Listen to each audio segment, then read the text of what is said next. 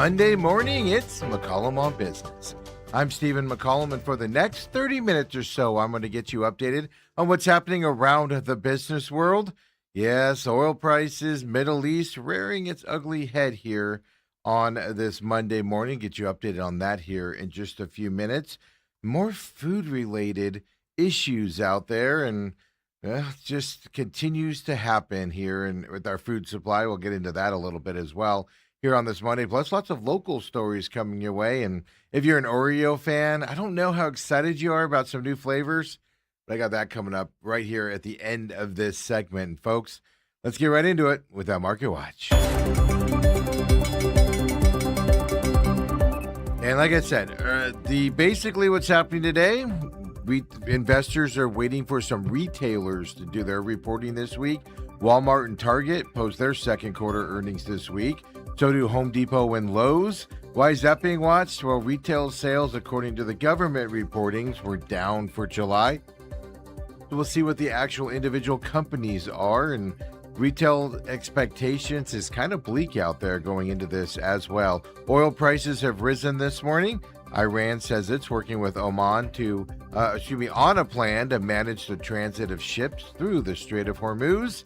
President Trump came out this morning and said, well, he'll bomb Oman if they interfere with any ceasefires between the U.S. and Iran as well. All of that's happening here on the market. Brent crude, by the way, which is the international standard, it's up 1.1% here right before showtime. $89.50 per barrel is where that is looking, and you can see what all that is doing to the market here this morning. Dow Jones right now down 93 points, 53,614. The S&P 500 is down 6 points to 77,74. The Nasdaq's up 3 points right now to 26,732. And then the Russell 2K, it's down 13 points to 3,056 for that small cap index. Then you got Bitcoin out there.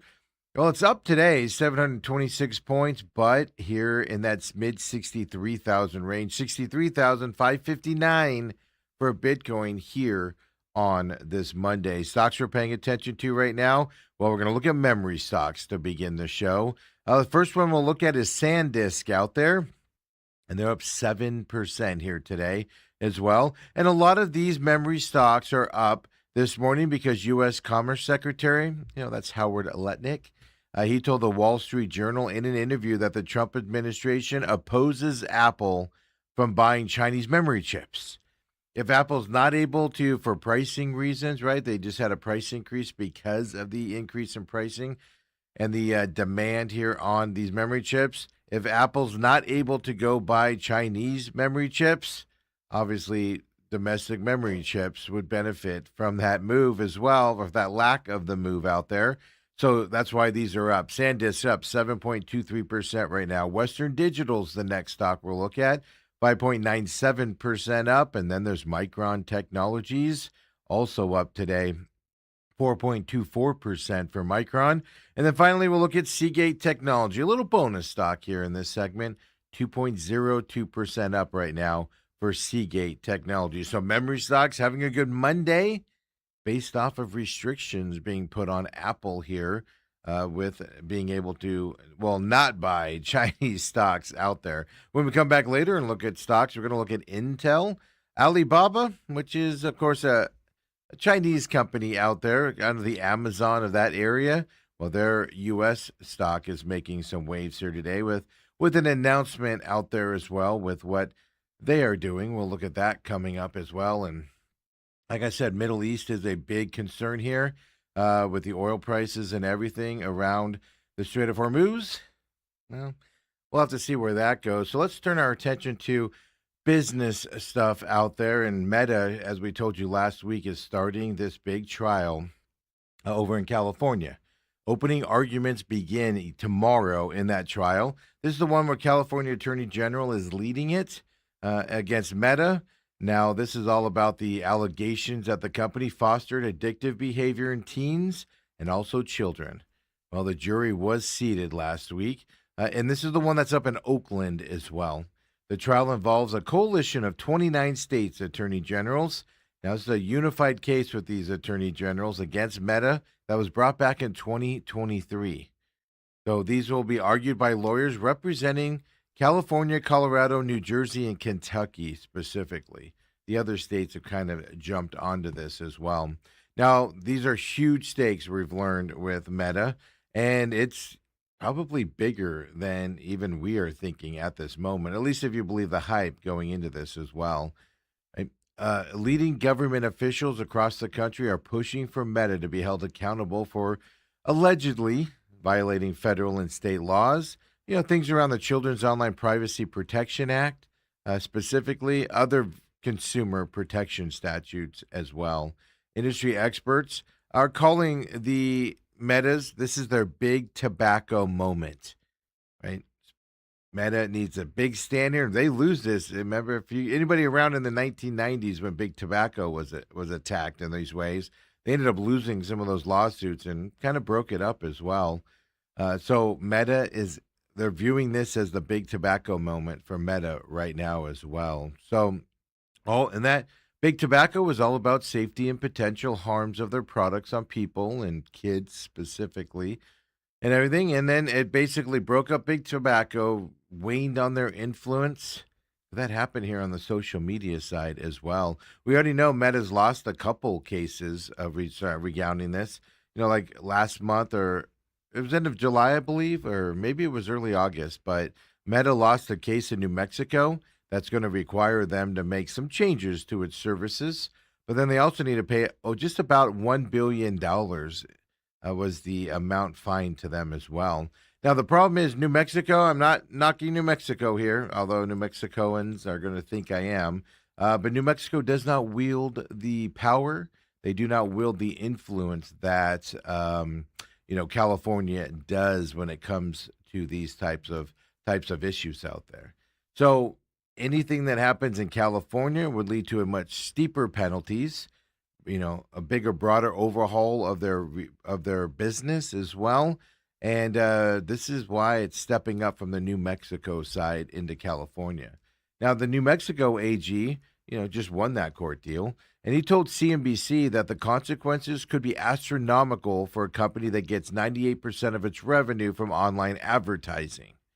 If you restrict kids being on the Meta platform, by the way, like they just got rid of 700,000 plus accounts in Australia. That's 700,000 less advertising potentials there. Price on advertising goes down as well. This is where they're attacking Meta, is literally their revenue sources here, if this comes through.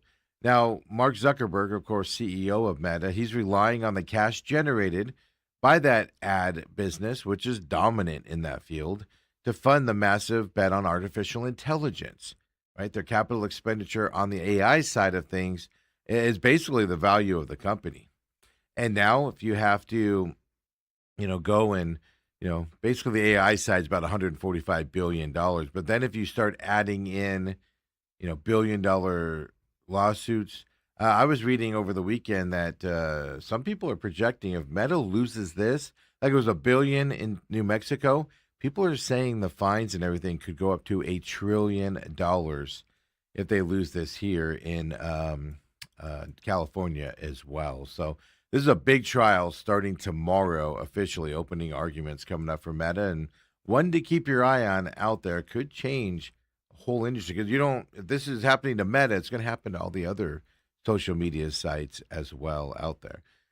And as I said earlier, right, we had the lettuce issue, and then it moved to jalapenos and cilantro and other items to that with Taylor Farms. Well, now the FDA last week escalated a recall of $1.6 million cartons of eggs all over salmonella contamination. Now, we told you about this story last week, but we've got some updates here for you as well. So last Wednesday, the FDA designated the incident as a Class 1 recall, which applies to product recalls in which there's a realistic probability that the use of or exposure to a volatile product will cause serious adverse health consequences or even death. It's a serious level here as well. Now, these were first recalled back on July 22nd by North Manchester, Indiana, company called Midwest Poultry Services. Basically, they're saying they could be contaminated with salmonella. They were sold under various brands, names, and retailers across the U.S. We knew this last week, and we know that 19 million eggs, as an update, have been recalled from Texas farms between June 6th and July 3rd. Now, the recall products have sell by or best by dates, whichever they do it there, between July 20th and August 17th. So that's the update. 19 million eggs. Well, we got the areas they're at. So for those of us in Arizona where the show's recorded at, we're okay as of now. If you're in Texas, Louisiana, Arkansas, you are not as okay. I think Mississippi's on the list, but even New Mexico, for those of you watching us from those areas, and Oklahoma, pay attention. Watch your eggs, because those are the areas with the salmonella, possible salmonella-filled eggs there as well. So if you want more information, if you're in those areas, obviously just Google it. But since I brought the story without those details last week, we got it over the weekend. I thought I should pass it along that those of us in Arizona, well, reportedly, we're safe here. We'll have to wait and see if any new updates come up as well. Do you remember last week when authorities announced the security alert over avocado farming and avocados coming to the U.S. from Mexico? Well, authorities announced the lifting of that U.S. security alert there as well. 8 days after the alert, shut down the avocado farming there in the, of course, you see the name, right, and you mess it up. Michoacan state down there in Mexico. Now, Mexican troops deployed into that region, and the U.S. put that alert out there that no avocados can come in. Mainly, they couldn't be inspected. But now, like I said, the U.S. authorities fully lifted the restrictions that spurred the producers to shut down operations, and now exports have officially resumed. That area of Mexico, the Michoacan, well, it's Mexico's main avocado producing state. It's a region where 4 cartels designated by the Trump administration are designated as terrorist organizations. And 4 cartels operate in that area. And believe it or not, it's not just illegal drugs and things that they go after. It's also avocados as well. Get kind of caught up in those cartels' shenanigans. U.S. inspectors have been assaulted or temporarily detained in the past while inspecting avocados, which, of course, when that happens, it triggered similar export suspensions at those times. This one was because one of the cartel's leaders was caught, and so they were worried for some retaliation happening out there, is what we're being told now. On some occasions for those inspectors, threats arose after inspectors detected pests or were pressured not to report on the pests that they found as well. Well, the U.S. Embassy does not usually provide details about incidents, but with the shutdown of the avocados, it kind of puts some information out there. We do know as well inspectors have less of a presence in the actual orchards. Those are located in isolated hills where armed groups operate with little interference, and then the inspectors now concentrate specifically on packing plants now for those avocados coming into the U.S. And a large amount of the U.S. avocados, folks, comes from this region. So if you're an avocado fan, I guess you don't have to worry. You're going to get your avocados. I guess the bad side of it is, are they going to be inspected? Is what you have to look at out there as well. And folks, it's Monday morning, and I got these bad stories coming your way, right? The things we got to pay attention to. Here's my, I guess you could say, good story for you out there. Make you feel a little better about yourself. Maybe. That's right. Do me a favor. Check your couch cushions today. Maybe underneath your car seat when you get to work if you're driving and listening to us. That's right, because Lamborghini on Friday launched the Revuelto SV, the limited edition hybrid version of that V12 Revoluto, and it's the fastest and most powerful car built at the factory. So this model is the latest Lamborghini in that storied SV line. That's the line that began 55 years ago with the Miura SV. I should not look at these words, folks, all right? It showcased lighter, more aerodynamic, even more powerful versions of its flagship supercars. This new hybrid supercar gets an electrified boost to add to the adrenaline and the emotions of driving a Lambo. That's what it says. What Lambo was saying last week. Obviously, Lamborghini is going to only make 1,963 of these Revolutos SVs. I'm trying, folks. The supercar starts at, are you ready? Drum roll, please. $741,172. Check your seat cushions now. The insurance payment alone on that is more than what most of us can afford. This SV aims to be a fusion of the most advanced technology, but also the luxury and speed sports cars enthusiasts seek out. Now, being a hybrid, it gives you that regular Lamborghini engine feel, but a little burst of electric side as well. Yeah. So it starts with Lamborghini's naturally aspirated V12 engine. Then it adds 3 electric motors to boost the power to more than 1,050 horsepower. It can go from 0 to 62 miles per hour, just 2.4 seconds, folks. So I don't know why that story is supposed to make you feel good, because none of us can afford it. But trying to find some positive spins there on Lamborghini. The other thing is, right, they've tried the EV models that have failed miserably for these high-end sports car makers. So now hybrid versions, they're hoping and banking their time on as well. And folks, couple food things coming for you. The one later in the show is going to be for tomorrow, giving you a heads up on a big day tomorrow. But right now, yeah, we're going to talk a little Oreo here. And I don't know who's asking for this. Maybe you are. But according to USA Today, they were exclusively unveiled with Oreo's new flavors. Yeah. Oreo is launching 3 new limited edition cookie flavors at once. And they're going to let you, the fans, vote for your favorite one. The winning flavor will be brought back in 2027. Yeah, USA Today got this exclusive. We got this from them. The 3 new flavors. Are you ready, folks? Oreo banana pudding cookies. Now, this features layers of sweet banana and vanilla pudding in a deliciously delectable dual-layered cream sandwiched between vanilla wafer cookies.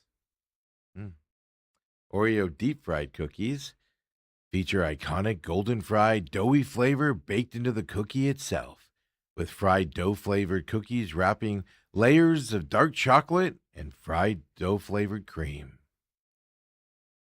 How do both of those sound for you? Anybody interested in that? What about the Oreo chicken and waffle cookies? Feature a signature waffle texture and embossment, a dual-layered cream, both infused with sweet and savory flour notes for a fried chicken and maple syrup flavor in every bite. That one intrigues me a little bit, but in an Oreo? Interesting. So starting today, all 3 flavors, Monday, August 17th, all 3 flavors will be available for pre-sale at Oreo.com/unwrapthecolumn. Is what they said. So if you go to Oreo's site, there's also a place you can click right there. There's a link. They are advertising it. Trust me, I've already checked it out this weekend. But if you don't want to do that, well, you can find them on the TikTok shop as well. So in that news release, they say you can shop for those packs on TikTok at Snackworks TikTok shop storefront. Now, limited quantities, while supplies last, because they made them. They want you to try them and then vote on which one you like, and the winner will come back. The cookies will roll out to grocery and retail stores if you prefer that method, but you have to wait another week here, Monday, August 24th, for a limited time while supplies last as well. So Oreo, new flavors if you're interested. To me, maybe the only one I'd look at would be the chicken and waffle one. But that tastes in an Oreo. We'll have to see. But Oreo fans, don't let me influence you out there. Run with what you want to try as well. When we come back here at McCollum on Business, we do have another food story coming your way. It's for tomorrow. Some big things happening tomorrow. We'll tell you about that coming up, but also local stories you need to know. Come on back. It's McCollum on Business.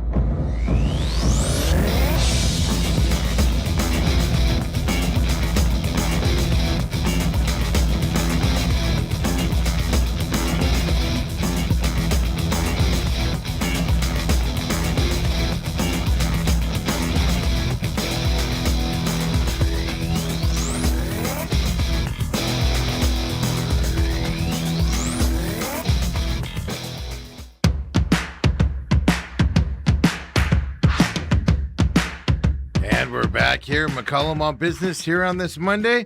Having some fun here on this Monday as well. As for some reason on Mondays, we come in here after a weekend and everything's just working a little bit off.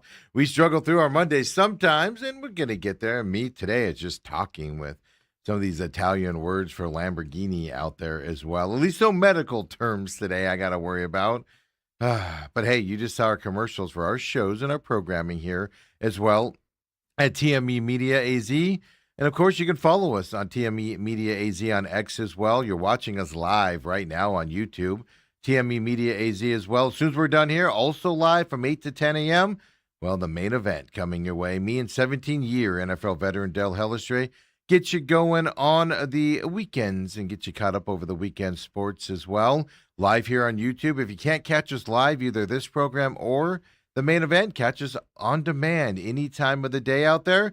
Free podcast system for all of our shows except for McCollum on Business. Just search the show name, right? The main event with Steven, the main event with Dale, the pit stop, or even the Real Matrix, their free podcast system. It'll come right up for you. And on any of your ways you listen to podcasts out there for the audio versions, all of our programming goes up on demand on YouTube, TME Media AZ, and over on Rumble. For those of you that have reached out and say you don't like YouTube, well, there's the other option for you out there. And also, exclusive to Rumble, well, the Real Matrix is exclusive to Rumble as well. Rumble.com/user/TME Media, where you can find the Real Matrix and all of our programming over there as well. We just put everything up since we're utilizing it for the Real Matrix anyhow. A new episode of the Real Matrix came out on Friday at noon. New one this week as well. We're in the middle. We got 2 Fauci episodes coming your way.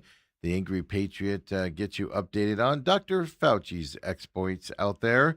First episode in that was last Friday at noon. That is up now. A new episode this weekend, this Friday, coming up at noon as well. And we appreciate everybody catching whatever programming we do and put out here as well. And well, with all that being said, let's get right into that Market Watch.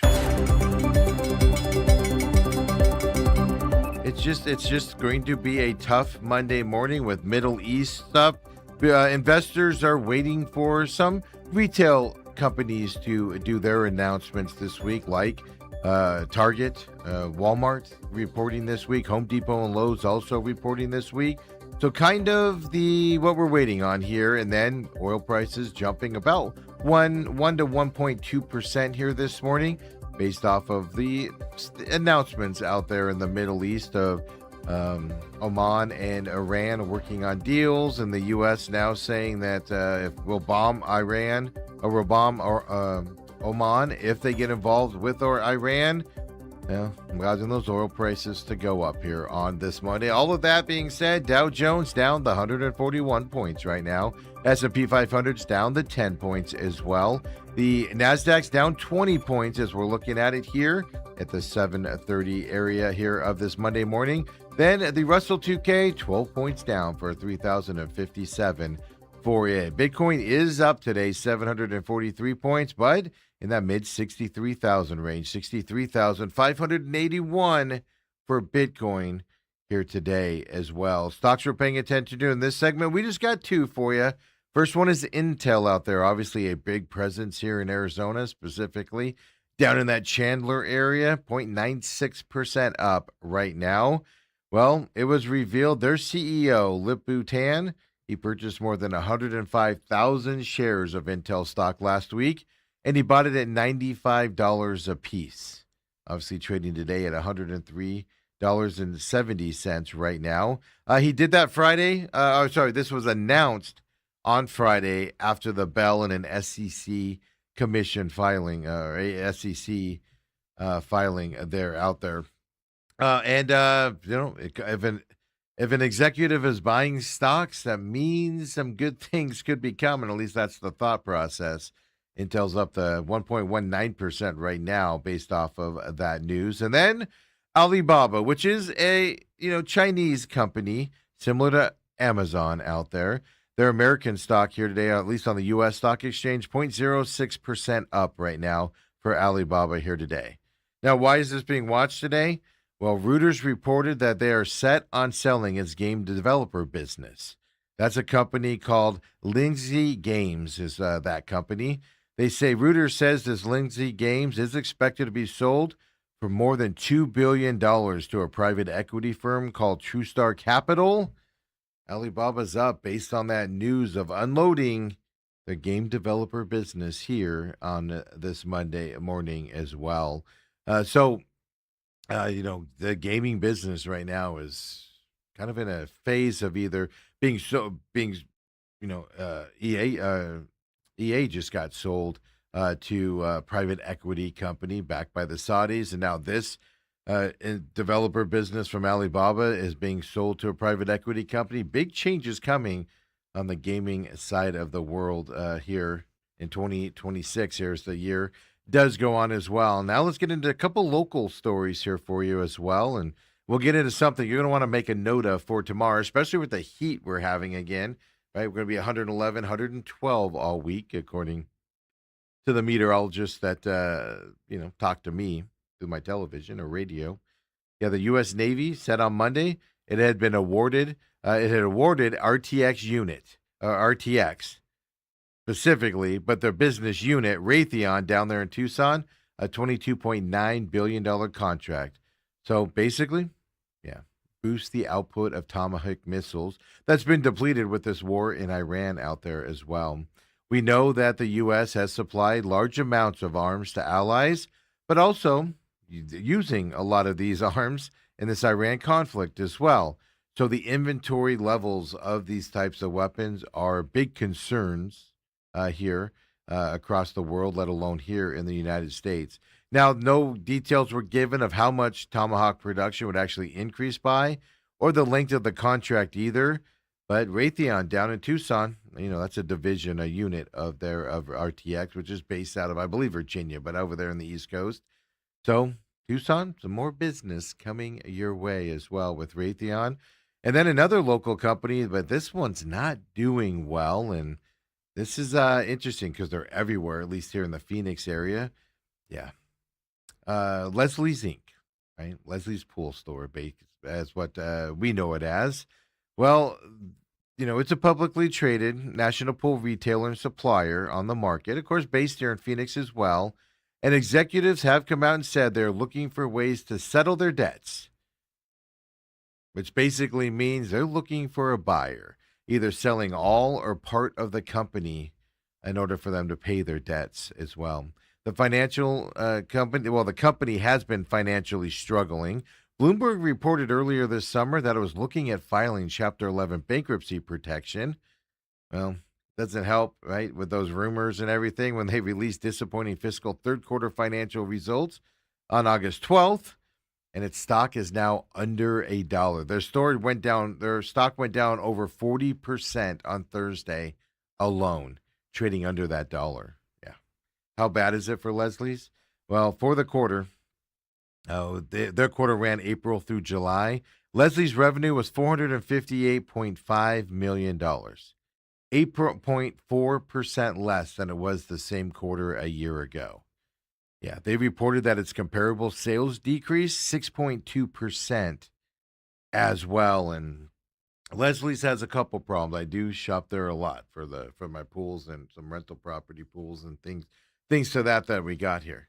There's two problems with Leslie's that I've seen for a lot of years. They're at the mercy of their vendors, the chemical vendors as well as the parts vendors out there, Hayward, etc. You get in a fight with a vendor doesn't like you, which happened to Leslie's last year. They pull everything from your stores and you can't sell those products, which leads you to the other side. Plus, right, pool pumps aren't made in America, so you're running into the tariff situation on imports. And everything got expensive quickly for Leslie's out there. So Leslie's revenue is down from them as well. And gosh, they're on every street corner, it seems like, out there. So we'll have to see. Local company, hate to see it go away. Employees, good amount of people here in the Valley, but they got to figure out this business model and get their debts paid off so they can stay around. Or who's going to step in and buy them is kind of the question out there. Now, the SRP's, board, let's put it that way, the controlling board back in April, well, A clean energy slate narrowly won control of that board last April. Well, with the resignation, well, did they lose that clean energy side? Meaning, right? People favored the clean energy. That they were the majority on the board. Well, Maricopa County Supervisor Thomas Galvin, he was officially sworn in to fill the vacancy on SRP's governing boards last week. Now, Nick Brown is the one. He was a solar advocate. He was part of that clean energy slate we were just talking about. And the clean energy won in the elections in April as well. Two of their members did. Now, Brown resigned. Said he wants to spend more time with his family and everything. But with Brown, that clean energy side of it, well, they held an 8-6 majority on the SRP district board. Yeah. As I said, I know two members got voted on, if I remember correctly, backed by Turning Point USA, by the way, as well. Or they beat out the candidates from Turning Point USA for the clean slate side as well out there. It was a high turnout election for an SRP board. Remember, there was lines of people out there going to vote on this on an election that rarely is this big. Yeah, it's like, what is happening now? Galvin was tapped to replace Brown when he resigned. So Galvin says he's certainly not a Turning Point endorsee, but he's also not a clean energy team either. He actually took a swipe when he was talking, when he got getting sworn in. He took a swipe at both Turning Point and the clean energy slate. He did that during the April election time as well. He even went so far to say, "I'm not part of any slate." That was his exact quote.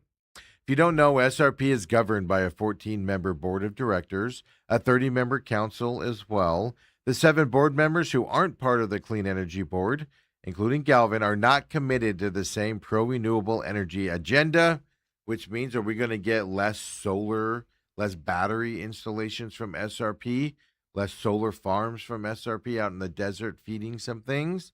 Are we going to get less of those now? We'll have to sit here and pay attention. And what does that mean for our rates as well coming our way? Hey, new state data shows employment related to tourism actually increased in Arizona between 2024 and 2025. Domestic travel to the state actually fell during that same time frame. The Arizona Office of Tourism, they came out with the numbers that 326,359 jobs were directly or indirectly related to travel in the state. That's about a 0.5% jump compared to the year before, 2024. Tourism tax revenue jumped about a similar percentage points. At the same time, though, as I told you, domestic overnight travel fell by 1.7%, went down to about 40 million visitors. The state did not report how international visits changed, because that's usually a big number here. But they did say they accounted for about 12% of the total tourism that came into the state. Most U.S. tourists came from California, New York, and Florida. Well, Mexico, Canada, and the U.K. brought the most international travelers. And we know Canada has been down for a lot of political reasons, among other things. So we didn't get those exact numbers, but tourism down, but jobs and revenue up. Does that mean they're spending more when they come down here? We'll have to see. And folks, I want you to take a note for tomorrow, August 18th. I'm telling you a day ahead of time, so you're prepared for it. You can get a free icy. It's National Icy Day tomorrow, folks. You can get a free small icy at about 1,800 locations nationwide for those of you watching us throughout the United States. So Walmart, fuel, and convenient locations, participating ones, you can get them there as well. When you buy a ticket for a movie at AMC Theaters or Regal Cinemas, you can get an icy there. If you're around the Urban Air Adventure Park locations, well, you can get free icy there as well. So now for the movie theater, you have to buy a ticket to a movie. And you get the free icy as well. Icy came out in a press release and said, for decades, Icy has been part of unforgettable moments for millions of fans. And National Icy Day is our way of thanking everyone who has made the brand part of those memories. That's right. A small, though. Only a small. They said, we're excited to introduce an annual tradition people can look forward to every August, whether it's your first icy or your 100th. It's a chance to celebrate the generations of fans who have made Icy part of their lives while creating new memories together. There you go.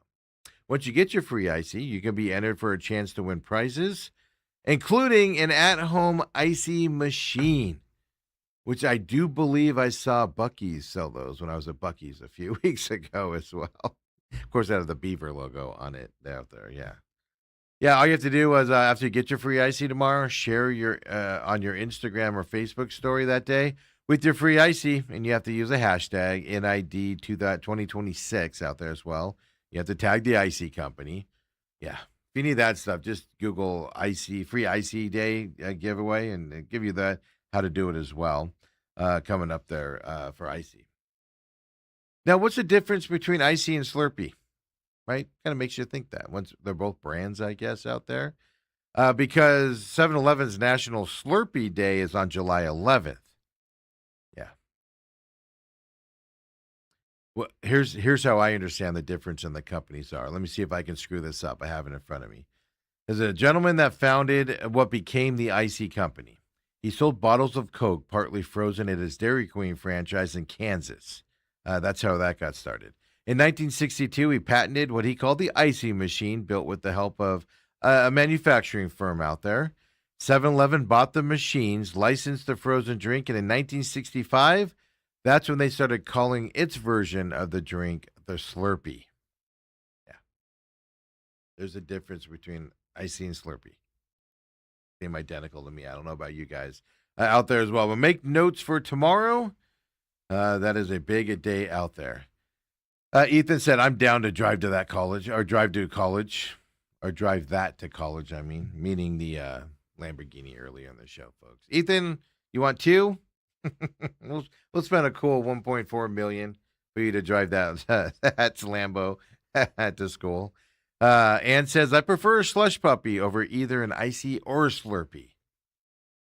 All solid. Slush puppies are good also. I'm more of a Slurpee fan than an Icy fan, to be honest with you. I really am. Hard, or even a slush, but it's hard to poo-poo. I'm not gonna, hit you if you give me one of the three. I ain't gonna lie to you there. Now the flavors are what you got to mix into it. When you go to 7-Eleven, you can mix the Coke and the cherry, or Coke and the lemonade to get your flavors out there, folks. When we come back tomorrow, 7 a.m. live here on McCollum on Business, we'll get you updated on what's happening. Right, we're waiting for Target, Walmart. We're figuring out this Middle East situation. Home Depot and Lowe's this week. I have some feelings retail numbers are going to be a little skirtish and scare the market here coming up. We'll have to see. Now, it's for the whole quarter. We know the numbers got bad in retail sales in July. We'll have to see what the whole quarter is, but could be a long week, folks. Keep updated with us here at McCollum on Business. Coming up next, the main event. Come and join us, folks.